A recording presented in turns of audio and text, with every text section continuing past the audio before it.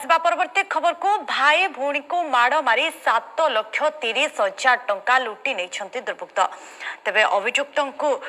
गिरफ कर बलांगीर जिला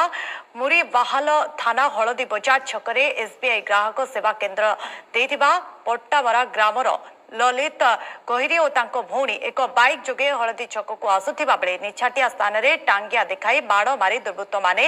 7,30,000 ऊर्ध्व टंका लैपटॉप बहु सामग्री लुटि नहीं चर्चित घटना रे मुरीबाहाल पुलिस माराथन तदंत करबा मात्रे 5 दिन मध्य घटना संपृक्त 3 अभियुक्त को गिरफ्त करने सह लुट टंका और विभिन्न सामग्री उद्धार करिछि। दुई मुख्य मास्टरमाइंड एबे भी फेरार रहिछन्ते सेमानकु मध्य खूब शीघ्र गिरफ्त कराजियो बोली कंटाबंची एसडीपीओ कहिछन्ते। तीनटा हमर एसपी साहब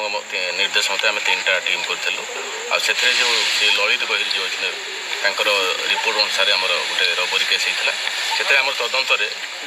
आ जो तीनटा हमर टीम हितले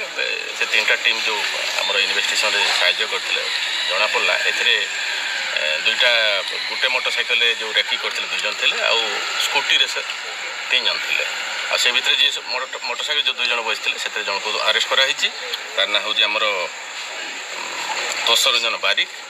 आउ स्कूटी रे जो 3 जन बसते से 2 जन धराई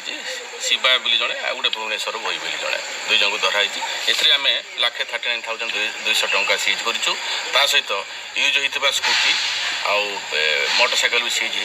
हो जोटा ओपन ऑफेंस जोटा टांगियाटा भी से यूज करते सेटा भी सीज होपर जो जड़े मुदला से तार जो पैसा जो शेयर पड़ता से मोबाइल जो किनीला सेटा भी आम सीज कर घटना मास्टरमाइंड किए सर